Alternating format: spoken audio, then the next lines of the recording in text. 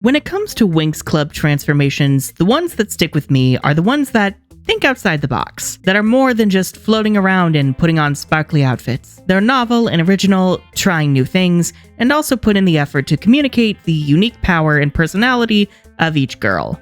Sadly, that was slowly lost in the newer seasons of the original show, and with my hesitancy towards the reboot growing the more that I learn about it, I was deeply concerned that the new transformations would suffer as well.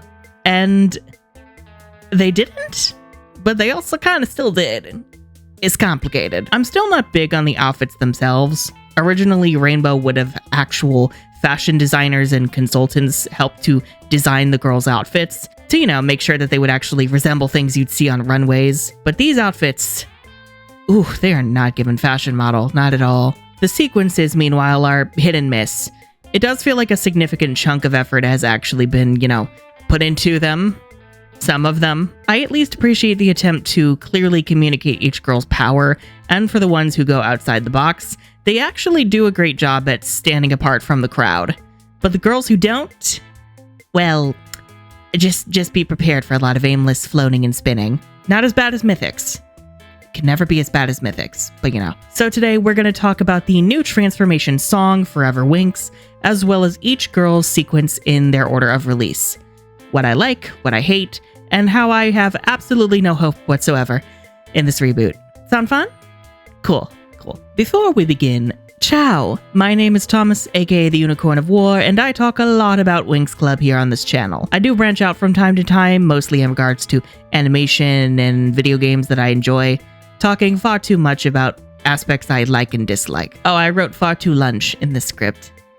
That's fun. If any of that sounds interesting to you, then be sure to subscribe and ring the bell for notifications because YouTube, say it with me now, hates creators. Also, please consider, if you are willing and able, pledging your support for myself and the channel over on Patreon. Patrons get early access videos and scripts, Patreon exclusive content, and access to the private Union of War Discord server. Now, without further ado, let the chaos commence. So when I first heard this song, I kinda hated it. While hearing it on repeat as I rewatched the transformations, Forever Winx has grown on me, but it still doesn't quite feel like a Winx song. From jump, it sounded like a generic pop song that, if you remove any reference to Winx, would not feel out of place in any other show or soundtrack or a terrible Katy Perry album. It's not bad by any means. I like Virginia Bocelli's performance, and the lyrics are about on par with any post-season 5 transformation song. I think my main issue is the stock standard synth pop production. That is the element that makes it sound super generic to me. Siamo Noi Le Winx, the original Magic Winx song, featured a kick-ass guitar that wasn't trying to follow musical trends at the time, but just focused on sounding like a bad bitch anthem.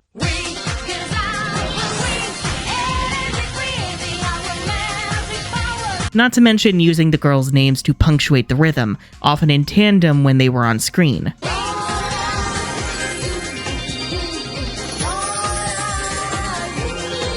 Forever Winx just doesn't really have that same unique energy, which feels like a microcosm of all my issues with what we have seen of the reboot. Watering down Winx to try and make it more similar to its modern competitors, instead of leaning into its unique qualities that made it such a powerhouse of a brand back in the 2000s. At least it's better than the Blue Mix song, but that's not really hard. I'm also not quite sure why the back half of the song sounds like it's a remix of itself. It's fine, it's deeply confusing. Don't fight, you can't win. So, nice things first. I am always a sucker for Flora emerging from a flower. I loved it in Enchantix, I loved it in the 1-hour specials, and in the 3D Believe It sequences, and I love it here. Each sequence starts with the girls emerging from some kind of sphere, but I wish the rest of them got more unique intros like Flora. Not a generic sphere of energy, but an actual fucking flower. So I dig the wind carrying her out of the flower, and I kind of like the idea that they're going for here. She's soaring around on vines like she's Tarzan, donning her outfit through gymnastics. It's way more action-oriented than I would expect from Flora, and admittedly, that kind of put me off initially. It just doesn't feel like the Flora that I've always known, since I would associate these kinds of acrobatics more with Aisha or Tecna. Like, when has Flora ever been a gymnastics girly? Oh god, now I'm picturing gymnastics, but with the IX suffix. That's cursed. Still, I do think it's a novel concept that is much, much better than just float, spin, and bam, you're transformed. I will say I'm not a big fan with when the sequences speed up, as it can easily become overwhelming visual noise where it is hard to follow the motion. Flora's isn't too bad with her spinning around in the vines as her wings form and she braids her hair as she strikes her final pose, but it does kind of feel like they're trying to rush her to the end of the sequence. For all that, I would say it's one of the better ones. As for design, yeah, I'm gonna be that bitch again. She's significantly lighter skinned than she was in the original. This has always been an issue for Flora, especially in 3D, and I understand it can result from the lighting engines used in 3D, to which I say, adjust the model so it matches her original skin tone. Even if you have dynamic lighting, you are still in control of the model's colors. As for her outfit, it's fine. There's been a lot of accusations of Rainbow using generative AI for their concept designs, and while I am gonna emphasize that these are allegedly, this is all I would not be shocked if that were the case, because so many details of these outfits feel like something only an unthinking algorithm would cook up, namely the overabundance of detail that becomes visual noise. Well, also because Rainbow themselves haven't ever treated artists that well and have also plagiarized designs, and generative AI is nothing if not plagiarism, so 3D designs tend to be a bit busier than 2D ones, since you don't have to draw them over and over in each frame. But I feel like these Reboot designs come across as overly busy without actually giving us anything that warrants these excess details. Flora's is just her original magic Winx, but with less contrast and more unnecessary details. The shades of pink on her outfit are so much closer to each other in this version than her old one, and far lighter, and I don't like it. I'm not a fan of all the layers on her skirt either. I get the petal shape that they're going for, but the original design had that too, with only one layer just through its unique shape. All of this feels like far too much. I will say I do like the braid providing her a more unique silhouette. It fits her personality, and I like all the flowers across her design, on her torso, her arms, and in her hair. It gives her a very flower child kind of energy. I do miss her arm warmers though, and I'm still not a fan of these wings. I hope they don't look like solid plastic like they did in the trailers when the show finally drops, but design-wise, I miss the simple green leaf-shaped wings. Actually, yeah, that is a critique I have of this outfit. It's all pink. The original outfit had pink, yes, but the darker pinks could be read as purple, but more importantly, green was a prominent accent in her palette. And it was really important to make sure it wasn't overwhelming and had enough contrast to look more interesting. And the green is also significant as a tie to her, nature powers. Here, everything is pink. Pink, pink, and more pink, and they're all the same shade. Well, they're not all the same shade, but they might as well be with how close they are. Hey, that's pretty catchy. Tecna's... yeah, I'm not a big fan. I do like how it starts with her emerging from this hexagonal sphere. Hexagons are bestigons. And it is cute seeing Tecna customize her look with all these virtual menus and keyboards, which are very reminiscent to the holographic menus that she would make in the original show. I think that is a neat way of communicating her powers, even though it also kind of makes Tecna feel more like a gamer girl than a science geek. It took OG Tecna a while to be a gamer girly, and she was never really fully one. I'm not big on the rest of the sequence though. It's a lot of spinning that doesn't have much to do with her power or personality, all just to don her wings. I dig all the circuit backgrounds at least. I'm just kind of shocked that they dropped her whole martial arts shtick, since she would do those kinds of moves constantly. It was a nice addition to help her stand out beyond just the techie stuff. And while I do like all the blue, purple, and pink, it also feels odd that green is just missing? Just like Flora, what the fuck? Tecna's main color was purple, but green was her secondary accent color, often used for her magic. More yellowish lime greens compared to Flora's softer spring greens. It reminds me of her blue mix where, yes, the blue does look great with her, but it feels odd to have most of the Winx rely on it, since she also has to share blue with Bloom and Aisha. The outfit though, do not like it at all. A lot of folks like to make fun of her old cat suit with the pointy helmet, but silhouette-wise, it was perfect. This mess just gives athleisure wear. Nothing about this screams Tecna or technology, aside from the light-up trims. The wings are an unimpressive shape with circuit patterns just thrown over top. God, I miss the laser hang glider. The hair is fine. I only accept it because it gives lesbian, potentially non-binary Fringe, and it is the only solace I can find in how much I fucking hate this look for her. This does not feel like Tecna. This feels like an imposter. Friend or not, she's gonna get mused. She's gonna get mused? What's that? Musa's transformation... yeah, I've decided it slays. She always gets screwed in terms of having her music powers represented, both in spells and transformations, so it is incredibly refreshing to see it on full display here. Her being distracted as she blasts music through her headphones at the beginning, strumming the musical staff like a guitar, and her hitting the dance floor, I live for all of it. I only have 2 critiques for the sequence. Firstly, and this one admittedly really bothered me at first, is the lack of a focus on key poses and slowdown. It feels like Musa is just moving at one constant speed with no time to emphasize certain poses or rhythm. It's the kind of thing that can still be finely tuned by messing around with keyframes and animation software, usually with some kind of graph editor or dope sheet. But it's not the end of the world. It's just right now, it feels like there's no rhythm to her movement. It just kind of feels like she's slipping and sliding around. Secondly, the number of different color backgrounds can feel quite chaotic. Like the colors are just kind of all over the place. I do get that it could be a way to visualize the music,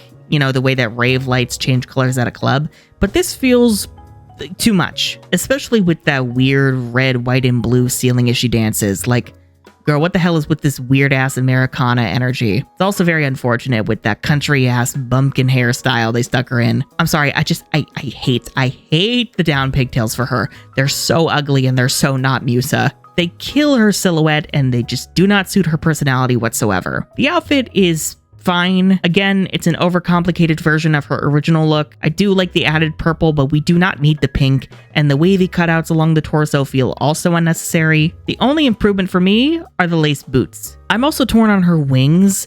On the one hand, I think it is neat that they resemble piano keys, but at first glance, they share that overcomplicated design problem where I don't think you would really get the piano visual unless you were really looking close. And the slowest horse crosses the finish line. Stella. My girl Stella got robbed. Like Tecna, it starts out impressively, then quickly devolves into, wow, they did not try. I like her starting in this orb of light shielding her eyes, then putting on a whole ass light show in the night sky. But from there, it's just all generic spinning and waving. It feels far too short, especially compared to the other girls' transformations. I do dig her turning it from night to day, especially because it does communicate the sun and moon theme for her magic. We're gonna ignore the shining sun debacle for right now, because otherwise we'll be here all day. I'm just really disappointed with how lacking this sequence is. Her scepter isn't even here, which, like, what? What a missed opportunity. Even her swimming across the sun's surface can't save this. Also, the animation of her turning it from night to day is just very unimpressive. It's lacking in punch, except in Eugenio's hatred of the moon. And the outfit... okay, I'm gonna be so real. I hate Stella's pigtails in 3D. In the original, her hair was usually down in her casual outfit, and then she got pigtails when she transformed, and it made for a really nice switch up that communicated she was putting herself together to kick some ass. Not to mention that it also differentiated her silhouette from Bloom and Flora's. This, I do not know why they switched them, and I don't know why they made her 3D pigtails so fucking ugly. There's just something about them combined with her face shape, expressions, and body language that's giving Despicable Me meets Barbie, and I do mean that as an insult. Stella, your aura is very negative right now. On the bright side, her hair down actually looks great and kind of fixes the face issue entirely. Maybe it's the forehead. Like, once her bangs cover her forehead, the issue just vanishes. The outfit itself is, I get that we're going for more modest outfits, so Stella's original look with the shorts is not gonna fly this time. I do like the cut of the top with separated straps over the shoulders, and I do genuinely love the shade of orange. It feels very warm, like it's been crafted by the sun. But I am noticing now it does not have any blue accents. The blue accents not only tied Stella to the moon, but also help to cool down her look and complement the orange. You know, those are complementary colors. Instead, now it's all orange, with the only accent being pink thigh highs. Girl, why? I get that these are pinks like you would see in a sunrise or a sunset, but Only in the shoes? They stand out so badly. Also, what the hell is going on? Like, we're eliminating accent colors like Flora and Tecna's green and Stella's blue, and then shoving in unnecessary pink everywhere. Why? The wings are fine, I guess. I get the idea of them looking like a sunrise mosaic, but they don't really look all that refined or elegant. They look cheap and tacky. They're giving toyetic to the max. OG Stella would look at this and vomit blood. This is your left foot, and this is your right foot. Aisha, high key, got the best sequence, thank God. It seems they're really leaning into her power over water, but without sacrificing her morphics, which I appreciate. The contrast of the blue water and the pink morphics looks really good, especially with the pink sky against the sea. It also helps that, you know, she already had the pink accents for her powers, so we're not foisting it upon her. Having Aisha swim to transform, breaking through the water with her iconic hair flip, and then surfing? Summer's on, and I'll be living on the beach. Oh, it fucking eats. It devours. When I ask for unique sequences, this is the kind of out-of-the-box shit that I have in mind. I especially love using the water droplets to transition between shots. Her outfit is cute. I dig the shorts with the open skirt to look a bit more athletic, and I love this turquoise that she's in. It really reminds me of her Believix color palette. I do wish it was more on the green side to stand apart from Bloom's outfit, but it still looks great. I think my only issue is that the cuts don't look all that unique, and I miss all the jewelry and bands present in her original outfit. Her wings are fine. They don't scream water fairy, but they do look better than most of the other girls' wings, so I'll take it. I'm not sure on Aisha's hair though. I do like the idea of her having braids and leaning into natural black hairstyles, as not only is representation important, but also there's so much variety when it comes to black hair. Genuinely, look up lists of black hairstyle ideas. That shit is gorgeous. But I'm not quite sure about the braids in the fairy outfit. I do kind of like the idea of them being segmented with this higher layer behind her head. It almost kind of gives the image of a crown. But I have to admit, I do miss the original ocean wave hair. It felt voluminous and beautiful, and even the shape of it echoed her connection to the sea. Ironically, when her powers didn't. You know, I'm gonna leave this one to the girlies in the audience who have natural black hair. How do y'all feel about Aisha's hair here? Did Rainbow do our girl justice, or did they fuck her up? Because, like, with Rainbow's track record, I think we all know which side to err on. Bloom, boom, boom, boom. That's what you hear when a balloon bursts, or when you blow things out of proportion. And now, the last for last. I've saved the last for last. Bloom. Weirdly, as clear as it is that she's the most important character, I feel like that has also led to her having the most unimpressive transformation, both in sequence and design. One of my friends described her flying around on the flames as very wannabe Starfire coded, and I can't unsee it. Starfire would have done a much better job at this, for the record. It suffers from a similar issue I have with Bloom's Believix sequence, where it's just her floating around as her transformation just happens to her. The only advantage here is that Bloom is actually using fire to don her outfit, so you know what her magic is. I do like the idea they were going for, as she's in awe of what she can do, and I do appreciate the heart imagery, but that's about it. And truth be told, the butterflies should have been fireflies. I'm just saying. Honestly, I would have preferred them incorporating Bloom's love of drawing here. Maybe she draws her outfit in flames and then it manifests around her? You know, show off her unique interests and skills as she's transforming, the way that, I don't know, y'all did with Musa and Aisha and even Flora and Tecna to some extent. And oh god, Bloom's outfit. I designed it. In the dark? I hate it so much. This is the ugliest thing I've ever seen. This one is really not beating the AI allegations, because only an AI would make such a fucking hideous pair of shorts with a hideous ass skirt that just breaks all of reality in its ugliness. Like, it's trying to be both a full and half skirt, half of it is sort of wavy, and then the other half is overly frilled. Why? It looks like it was being forged and not woven, and it melted before it could be properly shaped. Like, this is not a shape that happens in reality. This is the shape that happens in an AI when it can't figure out how physics works. I hate the pink accents. I do. Yes, I know. Bloom can be cute in pink, but does it have to be in her fairy outfit and her main accent color? Why not yellow? What did yellow ever do to you people? I don't like the gradient on her shoes, which are very ugly, by the way, and I hate this weird top that looks like it wants to be armor, especially with the pauldrons. Stop it. Stop it right now. It's not fucking armor. Stop it. And the hair. Jesus Christ. Admittedly, I have never liked the high ponytail look for Bloom, especially with them spamming it in every season 5 and onward transformation. But this is crossing a line. I'm crossing the line. This does not look like Bloom. She is lacking her iconic face framing bangs, her silhouette is ruined, and these braids on either side of her face have got to go now. Right now. Right now.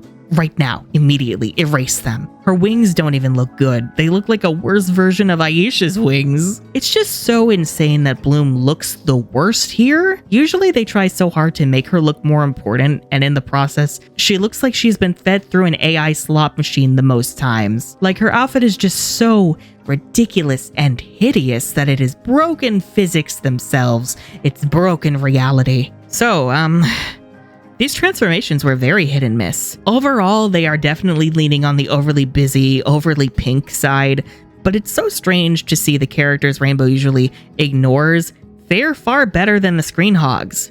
Aisha's is great, Musa's is nearly great, Flora's is pretty good. You know, usually Rainbow fucking hates them. The designs on the whole are far worse than their originals, giving over designed costumes rather than Italian high fashion. And perhaps that is the biggest crime of all. I'm never gonna forgive you, Rainbow, for what Bloom looks like. Never. Never. You thought that looked good? You gave that the approval? What's wrong with y'all? I have no hope. I have no hope. My only hope is that Aisha and Musa may carry me across the finish line. Anyhow, if you enjoyed this video and would like to see more content like this from me, you know, subscribe, ring the bell, yada yada, YouTube hates creators. I'm the Unicorn of War, and I pray this reboot isn't a complete shit show like Bloom's fucking outfit. Sorry, not sorry.